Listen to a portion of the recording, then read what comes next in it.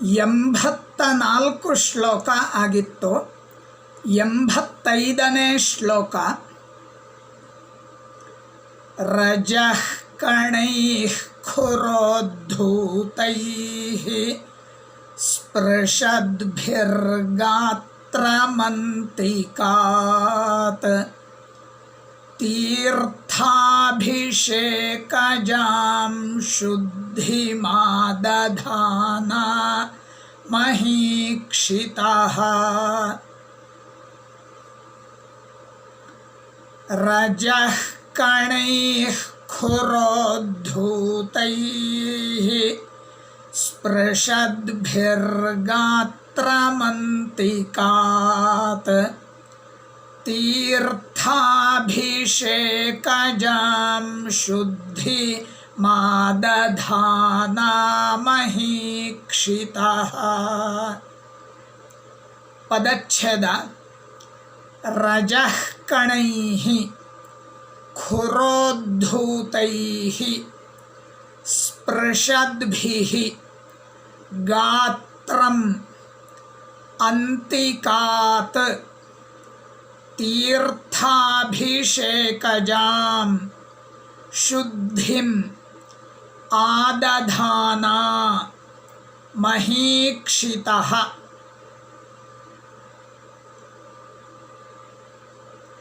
ರಜಃ ಕಣೈಃ ಅಕಾರಾಂತ ಪುಲ್ಲಿಂಗ, ತೃತೀಯ ವಿಭಕ್ತಿ ಬಹುವಚನ. ಖುರೋದ್ಧೂತೈಃ ಖುರೈಃ ಉದ್ಧೂತಾಃ ಖುರೋದ್ಧೂತಾಃ. ತೃತೀಯ ತತ್ಪುರುಷ ಸಮಾಸ. ಗುಣಸಂಧಿಯೂ ಆಗಿದೆ. ಖುರ ಉದ್ಧೂತ ಖುರೋದ್ಧೂತ ಗುಣಸಂಧಿ. ಅಕಾರಾಂತ ಪುಲ್ಲಿಂಗ, ತೃತೀಯ ವಿಭಕ್ತಿ ಬಹುವಚನ. ಸ್ಪೃಶದ್ಭಿಃ ಸ್ಪೃಶನ್ ಸ್ಪೃಶಂತೌ ಸ್ಪೃಶಂತಃ. ಶತೃ ಪ್ರತ್ಯಯಾಂತ ಶಬ್ದ, ವರ್ತಮಾನ ಕೃದಂತ, ತೃತೀಯ ವಿಭಕ್ತಿ ಬಹುವಚನ.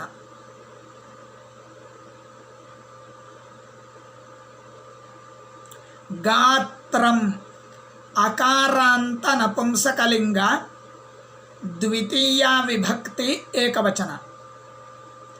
ಅಂತಿಕಾತ್ ಅಕಾರಾಂತ ನಪುಂಸಕಲಿಂಗ, ಪಂಚಮಿ ವಿಭಕ್ತಿ ಏಕವಚನ. ತೀರ್ಥಾಭಿಷೇಕಜಾಂ ಆಕಾರಾಂತ ಸ್ತ್ರೀಲಿಂಗ, ದ್ವಿತೀಯ ವಿಭಕ್ತಿ ಏಕವಚನ. ತೀರ್ಥೇನ ಅಭಿಷೇಕಃ ತೀರ್ಥಾಭಿಷೇಕಃ. ತೃತೀಯ ತತ್ಪುರುಷ ಸಮಾಸ. ತೃತೀಯ ತತ್ಪುರುಷ ಸಮಾಸ. ತೀರ್ಥಾಭಿಷೇಕಾತ್ ಜಾತ ತೀರ್ಥಾಭಿಷೇಕಜಾ. ಇದು ಕೃದಂತ ಆಗತ್ತೆ. ಶುದ್ಧಿಂ ಇಕಾರಾಂತ ಸ್ತ್ರೀಲಿಂಗ, ದ್ವಿತೀಯ ವಿಭಕ್ತಿ ಏಕವಚನ. ಆದಧಾನ ಶಾನಚ್ ಪ್ರತ್ಯಯಾಂತ ಶಬ್ದ, ವರ್ತಮಾನ ಕೃದಂತ. ಪರಸ್ಮೈಪದ ಧಾತುಗಳಿಗೆ ಶತೃ ಪ್ರತ್ಯಯ ಬಳಕೆಯಾಗುತ್ತೆ. ಆತ್ಮನೇಪದ ಧಾತುಗಳಿಗೆ ಶಾನಚ್ ಪ್ರತ್ಯಯ ಬಳಕೆಯಾಗುತ್ತೆ. ಶತ್ರ ಶಾನಚ್ ಯಾವುದು ಬಳಕೆಯಾದರೂ ಕೂಡ ಅದು ವರ್ತಮಾನ ಕೃದಂತವೇ ಆಗಿರುತ್ತೆ. ಪರಸ್ಮೈಪದಿಯೋ ಆತ್ಮನೇಪದಿಯೋ ನೋಡ್ಕೊಳ್ಬೇಕು. ಪರಸ್ಮೈಪದಿಯಾಗಿದ್ದರೆ ಶತ್ರು ಪ್ರತ್ಯಯವನ್ನು ಬಳಸಲಿಕ್ಕೆ ಪರಸ್ಮೈಪದಿಯಾಗಿದ್ದರೆ ಶತ್ರು ಪ್ರತ್ಯಯವನ್ನೇ ಬಳಸಬೇಕು. ಶಾನಚ್ ಬಳಸೋಕ್ಕಾಗಲ್ಲ. ಆತ್ಮನೇಪದಿಯಾಗಿದ್ದರೆ ಶಾನಚ್ಚನ್ನೇ ಬಳಸಬೇಕು, ಶತ್ರು ಬಳಸೋಕ್ಕಾಗಲ್ಲ. ಉದಾಹರಣೆ ಹೇಳಿಬಿಡ್ತಾನೆ. ಪಠತಿ ಅಂತ ಇದೆ.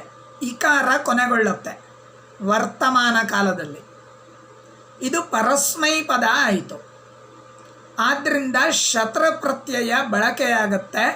ಪಠನ್ ಪಠಂತೌ ಪಠಂತಹ ಅಂತ ಆಗುತ್ತೆ. ಆತ್ಮನೇಪದದಲ್ಲಿ ಹೇಗೆ ಅಂತಂದರೆ ವಂದತೆ, ಇದು ಆತ್ಮನೇಪದ. ಇದಕ್ಕೆ ವಂದನ್ ಅಂತ ಹೇಳೋಕ್ಕಾಗಲ್ಲ. ವಂದಮಾನಃ ಶಾನಚ್ ಬರುತ್ತೆ. ವಂದಮಾನಃ, ವಂದಮಾನೌ, ವಂದಮಾನಾಃ. ಸ್ತ್ರೀಲಿಂಗ ಅಂತಾದರೆ ವಂದಮಾನ, ವಂದಮಾನೇ, ವಂದಮಾನಾಃ ಹೀಗಾಗುತ್ತೆ ರೂಪ. ಇಲ್ಲಿ ಆದಧಾನ, ಆಕಾರ ಅಂತ ಸ್ತ್ರೀಲಿಂಗ, ಪ್ರಥಮ ವಿಭಕ್ತಿ ಏಕವಚನ. ಆ ಎಂಬುದು ಇಲ್ಲಿ ಉಪಸರ್ಗ. ಡುಧಾನ್ಯ ಧಾರಣ ಪೋಷಣಯೋ ಎಂಬಂತಹ ಧಾತು. ಮಹೀಕ್ಷಿತಃ, ಮಹೀಕ್ಷಿತ್ ತಕಾರಾಂತ ಪುಲ್ಲಿಂಗ, ಷಷ್ಠಿ ವಿಭಕ್ತಿ ಏಕವಚನ. ಆ ನಂದಿನಿ ಹಸು ಅಲ್ಲಿಗೆ ಬಂತು ಅಂತ ಹೇಳಿ ಆಯಿತು. ಅಂದರೆ ಕಾಮಧೇನುವಿನ ಮಗಳಾದಂತಹ ನಂದಿನಿಯನ್ನು ಪೂಜೆ ಮಾಡು. ಆಗ ನೀನು ಮಾಡಿದಂತಹ ಆ ಪಾಪ ಪರಿಹಾರ ಆಗತ್ತೆ, ನಿನಗೆ ಮಕ್ಕಳಾಗ್ತಾರೆ, ಸಂತತಿ ಆಗತ್ತೆ ಎಂಬುದಾಗಿ ವಸಿಷ್ಠ ಮಹರ್ಷಿಗಳು ದಿಲೀಪ ಮಹಾರಾಜನಿಗೆ ಹೇಳ್ತಾ ಇದ್ದರು. ಹೇಳ್ತಾ ಇರುವಾಗ ಆ ನಂದಿನಿ ಅಲ್ಲಿಗೆ ಬಂದಿದೆ. ಆ ಬಂದ ನಂದಿನಿ ಏನು ಮಾಡ್ತು ಅದನ್ನು ಈ ಶ್ಲೋಕದಲ್ಲಿ ವರ್ಣಿಸಿದ್ದಾನೆ ಕಾಳಿದಾಸ. ಖುರೋದ್ಧೂತೈಹಿ, ಖುರ ಅಂದರೆ ಗೊರಸು, ಅಂದರೆ ಕಾಲಿನ ಬುಡಭಾಗ. ಆ ಹಸು, ಕುದುರೆ ಮೊದಲಾದವುಗಳು ಓಡುವಾಗ ಅಥವಾ ವೇಗವಾಗಿ ಕಾಲಿಟ್ಟರೆ ಆ ಧೂಳು ಮೇಲಕ್ಕೆ ಹಾರುತ್ತೆ ನೋಡಿ, ಧೂಳೆಲ್ಲ ಮೇಲೆ ಬರುತ್ತೆ. ಆ ರೀತಿಯಲ್ಲಿ ಆ ಕಾಲಿಟ್ಟು ನೆಲಕ್ಕೆ ಕಾಲೂರಿ ಆ ಹಸು ಬರ್ತಾ ಇದ್ದಾಗ, ನಂದಿನಿ ಬರ್ತಾ ಇದ್ದಾಗ ಧೂಳು ಮೇಲಕ್ಕೆ ಹಾರ್ತಾ ಇತ್ತು. ಆ ಧೂಳು ಏನು ಮಾಡ್ತು ಅಂದರೆ ದಿಲೀಪ ಮಹಾರಾಜನ ಶರೀರಕ್ಕೆ ಸ್ಪರ್ಶಿಸಿತು, ಮುಟ್ಟಿತು. ಅಂದರೆ ಆ ಧೂಳು ಸ್ವಲ್ಪ ಸ್ವಲ್ಪವಾಗಿ ದಿಲೀಪ ಮಹಾರಾಜನ ಮೇಲೆ ಬಿತ್ತು. ಏನಾಯ್ತದ್ರಿಂದ ಅಂದರೆ ಪವಿತ್ರವಾದಂತಹ ತೀರ್ಥದಿಂದ ಅಭಿಷೇಕ ಮಾಡಿದಾಗ ಹೇಗೆ ಶುದ್ಧಿ ಉಂಟಾಗುತ್ತೋ, ಅಂದರೆ ಪವಿತ್ರರಾಗ್ತಾರೋ ಜನರು, ಆ ರೀತಿಯಲ್ಲಿ ದಿಲೀಪ ಮಹಾರಾಜ ಪವಿತ್ರನಾದ, ಶುದ್ಧನಾದ ಅಂತ ಅರ್ಥ. ನಿಜವಾಗಿ ಅಭಿಷೇಕ ಅಂತ ಹೇಳಿದಾಗ ನೀರು ಸುರಿಯುವುದು ಅಂತ ಮನಸ್ಸಲ್ಲಿರುತ್ತೆ. ಆದರೆ ಅಭಿಷೇಕ ಅಂತ ಹೇಳಿದಾಗ ನೀರೇ ಆಗಬೇಕು ಅಂತಿಲ್ಲ. ನೀವು ಕೇಳಿರ್ಬೋದು ಪಂಚಾಮೃತ ಅಭಿಷೇಕ ಅಂತ. ದೇವರಿಗೆ ಪಂಚಾಮೃತದಿಂದಲೂ ಮಾಡ್ತಾರೆ. ಫಲ ಪಂಚಾಮೃತ, ಬಾಳೆಹಣ್ಣು ಇತ್ಯಾದಿಗಳಿಂದಲೇ ಅಭಿಷೇಕ ಮಾಡ್ತಾರೆ. ಇದು ಯಾವುದರ ಅಭಿಷೇಕ ಅಂದರೆ ಪವಿತ್ರವಾದ ನಂದಿನಿ ಎಂಬ ಹಸುವಿನ ಕಾಲಿನಿಂದ ಮೇಲಕ್ಕೆದ್ದ ಯಾವ ಧೂಳಿದೆ ನೋಡಿ, ಆ ಧೂಳಿನ ಅಭಿಷೇಕ. ಆ ಧೂಳೆಲ್ಲ ಮೇಲಕ್ಕೆ ಹಾರಿ ಬಂದು ಆ ದಿಲೀಪ ಮಹಾರಾಜನ ಮೇಲೆ ಬೀಳುತ್ತೆ. ಅದೇ ಅಭಿಷೇಕ, ಬೇರೆ ಯಾವುದೂ ಅಲ್ಲ. ಹೀಗೆ ಆ ಪವಿತ್ರವಾದ ನಂದಿನಿ ಕಾಲಿಂದ ಬಂದ ಧೂಳು ಆಗಿದ್ದರಿಂದ ಈ ದಿಲೀಪ ಮಹಾರಾಜ ಶುದ್ಧನಾದ, ಪವಿತ್ರನಾದ ಅಂತ ಅರ್ಥ. ಪದ ಪದಕ್ಕೆ ಅರ್ಥವನ್ನು ಹೇಳಿಲ್ಲ, ಈಗ ಒಮ್ಮೆ ಹೇಳಿ ಮುಗಿಸಿಬಿಡ್ತೇನೆ. ಖುರೋದ್ಧೂತೈಹಿ, ಕಾಲಿನ ಗೊರಸಿನಿಂದ, ಬುಡಭಾಗದಿಂದ, ಉದ್ಧೂತೈಹಿ, ಮೇಲಕ್ಕೆ ಹಾರಿಸಲ್ಪಟ್ಟಂತಹ, ರಜಃಕಣೈಹಿ, ಧೂಳಿಯ ಕಣಗಳಿಂದ, ಅಂತಿಕಾತ್ ಹತ್ತಿರದಿಂದಲೇ, ಗಾತ್ರಂ ಸ್ಪೃಶದ್ಭಿಃ ಗಾತ್ರಂ ಶರೀರವನ್ನು, ಅಥವಾ ಮಹೀಕ್ಷಿತಃ ಗಾತ್ರಂ ಮಹೀಕ್ಷಿತಃ ಅಂದರೆ ರಾಜನ ಗಾತ್ರಂ ಶರೀರವನ್ನು, ಸ್ಪೃಶದ್ಭಿಃ ಸ್ಪರ್ಶಿಸುತ್ತಾ ಇರುವಂತಹ ಆ ಧೂಳುಗಳಿಂದ, ತೀರ್ಥಾಭಿಷೇಕಜಾಂ ತೀರ್ಥದ ಅಭಿಷೇಕದಿಂದ ಉಂಟಾದಂತಹ, ಶುದ್ಧಿಂ ಶುದ್ಧಿಯನ್ನು, ಆದಧಾನ ಉಂಟು ಮಾಡುತ್ತಾ ಇರುವವಳು, ಆಸೀತ್ ಆಗಿದ್ದಳು ಅಂತ ಅರ್ಥ.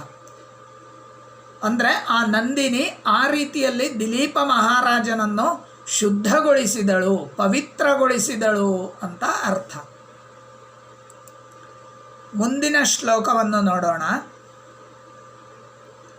ತಾಂ ಪುಣ್ಯ ದರ್ಶನಾಂ ದೃಷ್ಟ್ವಾ ನಿಮಿತ್ತಜ್ಞಸ್ತಪೋನಿಧಿಃ ಯಾಜ್ಯಮಾಶಂಸಿತಾವಂಧ್ಯ ಪ್ರಾರ್ಥನಂ ಪುನರಬ್ರವೀತ್.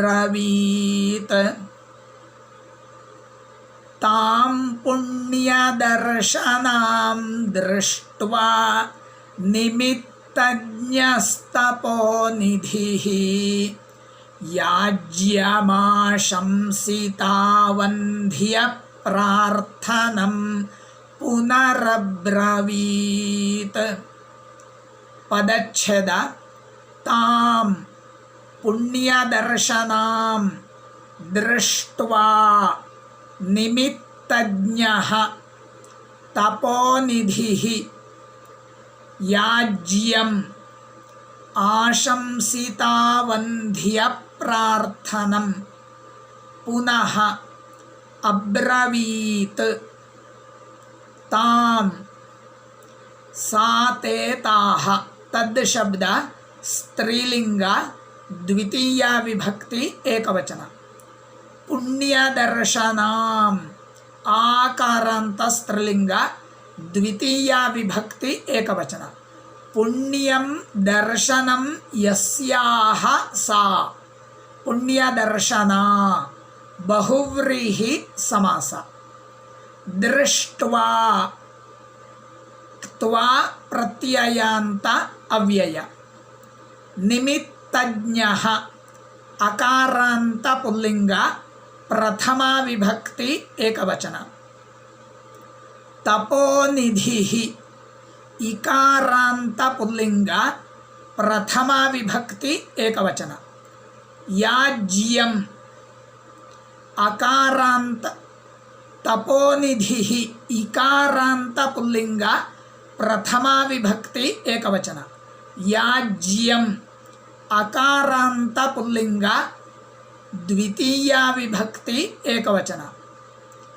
ಆಶಂಸಿತಾವಂಧ್ಯ ಪ್ರಾರ್ಥನಂ ಅಕಾರಾಂತ ಪುಲ್ಲಿಂಗ, ದ್ವಿತೀಯ ವಿಭಕ್ತಿ ಏಕವಚನ.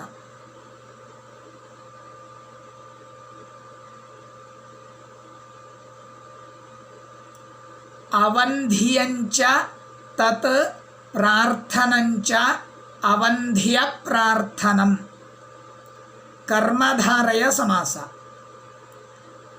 ಆಶಂಸಿತಂ ಅವಂಧ್ಯ ಪ್ರಾರ್ಥನಂ ಯಸ್ಯ ಸಹ ಬಹುವ್ರೀಹಿ ಸಮಾಸ. ಪುನಃ ಅವ್ಯಯ. ಅಬ್ರವೀತ್ ಬ್ರೂನ್ಯ ವ್ಯಕ್ತಾಯಾಂ ವಾಚಿ ಎಂಬಂತಹ ಧಾತು ಬ್ರವೀತಿ, ಬ್ರೂತಃ, ಬ್ರುವಂತಿ ಅಂತ ರೂಪಗಳಾಗ್ತವೆ. ಇದರ ಲಂಗ್ಲಕಾರ. ಅಬ್ರವೀತ್, ಅಬ್ರೂತಾಂ, ಅಬ್ರುವನ್. ಅಬ್ರವೀತ್ ಎಂಬುದು ಪ್ರಥಮ ಪುರುಷ ಏಕವಚನ ಆಗತ್ತೆ. ಏನಾಯಿತು? ಆ ದಿಲೀಪ ಮಹಾರಾಜ ಕೇಳಿಕೊಂಡ, ನನಗೆ ಮಕ್ಕಳಾಗಿಲ್ಲ, ದಯವಿಟ್ಟು ನನ್ನ ಪಾಪಗಳನ್ನು ಪರಿಹಾರ ಮಾಡಿ ಆಶೀರ್ವಾದ ಮಾಡಿ ನನಗೊಂದು ದಾರಿ ತೋರಿಸಿ ಅಂತ ಕೇಳಿಕೊಂಡ. ಆಗ ಅವರು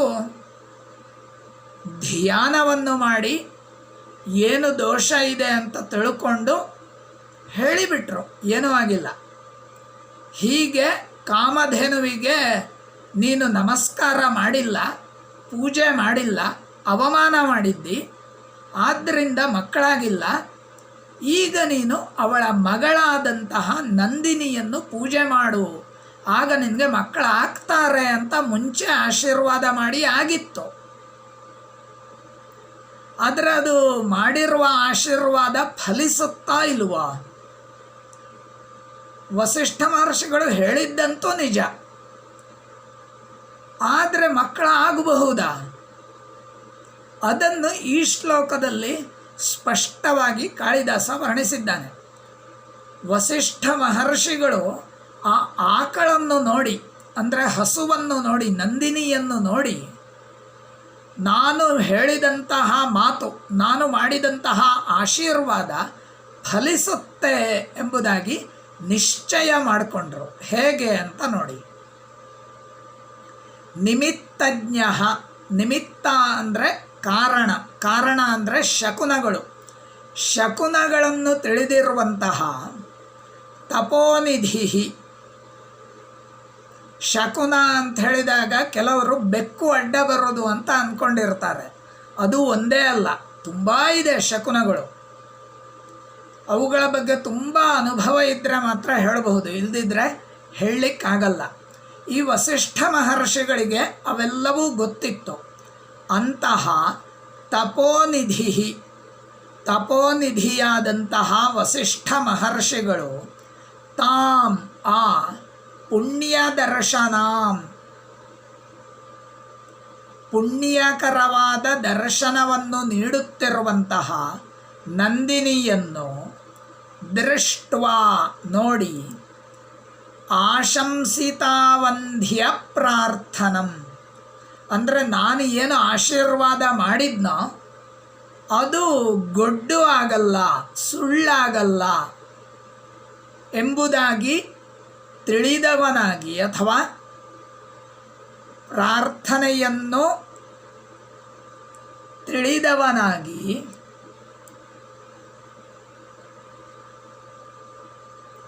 ಯಾಜ್ಯಂ, ಯಾಗವನ್ನು ಮಾಡಿಸಲು ಯೋಗ್ಯವಾದಂತಹ, ಅಂದರೆ ಯಾಗವನ್ನು ತುಂಬ ಯಾಗಗಳನ್ನು ಮಾಡಿದಂತಹ ದಿಲೀಪ ಮಹಾರಾಜನನ್ನು ಕುರಿತು ಪುನಃ ಮತ್ತೆ ಅಬ್ರವೀತ್ ಹೇಳಿದನು ಅಂತ ಅರ್ಥ. ಅಂದರೆ ವಸಿಷ್ಠ ಮಹರ್ಷಿಗಳು ಆ ನಂದಿನಿಯನ್ನು ನೋಡಿ ಮತ್ತೆ ಹೇಳ್ತಾರೆ, ಏನೂ ತೊಂದರೆ ಇಲ್ಲ, ನಾನು ಆಶೀರ್ವಾದ ಮಾಡಿದ್ದು ಫಲಿಸುತ್ತೆ, ನಿನಗೆ ಮುಂದೆ ಸಂತತಿಯಾಗತ್ತೆ ಎಂಬುದಾಗಿ ಆಶೀರ್ವಾದ ಮತ್ತೆ ಮಾಡ್ತಾರೆ ಅವರು. ಅದು ಹೇಗೆ ಅಂತಂದರೆ, ಆ ಧೂಳಿನಿಂದ ದಿಲೀಪ ಮಹಾರಾಜ ಶುದ್ಧನಾದ ನೋಡಿ, ಅದೇ ಒಂದು ಶಕುನ. ಆ ಧೂಳಿಯೆಲ್ಲ ಮೈ ಮೇಲೆ ಬಿದ್ದು ಬಿಡ್ತು, ಅವನು ಪವಿತ್ರನಾದ. ಆಗಲೇ ಗೊತ್ತಾಯಿತು ವಸಿಷ್ಠ ಮಹರ್ಷಿಗಳಿಗೆ, ನಾನು ಮಾಡಿದ ಆಶೀರ್ವಾದ ಫಲಿಸುತ್ತೆ ಅಂತ. ಆದ್ದರಿಂದ ಮತ್ತೆ ಮುಂದಿನ ಮಾತುಗಳನ್ನು ಹೇಳ್ತಾನೆ. ಇಷ್ಟು ಸಾಕು, ನಾಳೆ ನೋಡೋಣ.